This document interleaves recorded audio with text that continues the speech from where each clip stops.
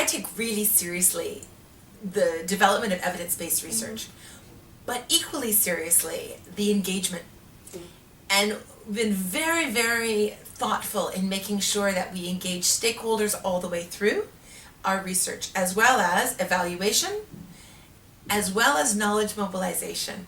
And so when we do a research paper, we also, and I also want to create a suite of materials, which is a bit different. So now we have a policy that we create at least 5 modalities of information engagement. So a research paper, yes, something also in what's known as easy English or easy French, but maybe also a video, and maybe also fact sheets and charts, all to engage the conversation. So I'm very proud of that, because that's a big development. We didn't used to do that.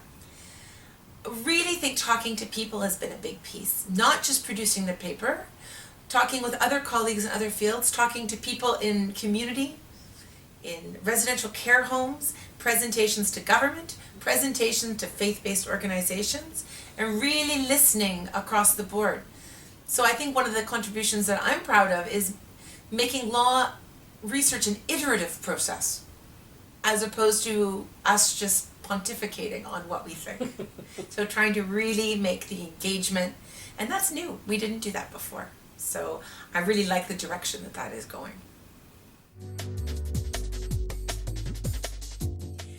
I really think it's important to know that when we're thinking about what success means, in law and in law reform, you may have originally said, oh, we've passed a new law or reformed something, that's success. I think many times the laws are fine, sometimes not, but many times they're fine. The implementation gap is the problem. And we don't invest anymore in the way that we used to around training and practice.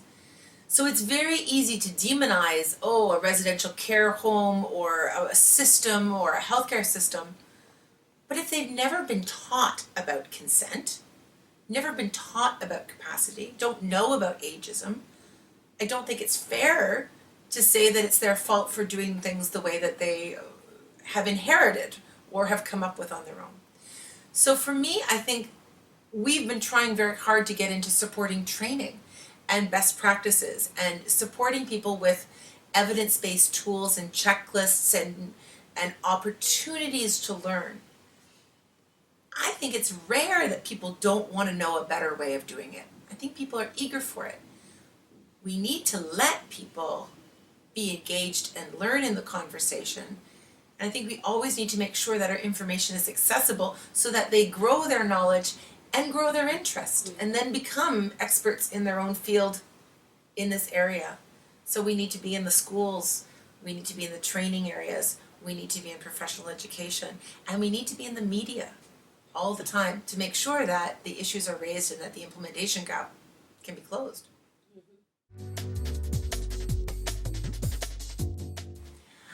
I think we need to tell the story.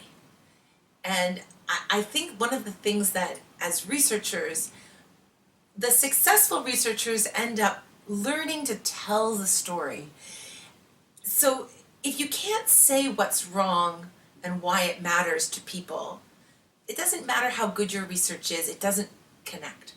And one of the things that I think I'm proud that we've been able to do over the last, say, 10 years is give new words, new frameworks, new concepts, kind of a language.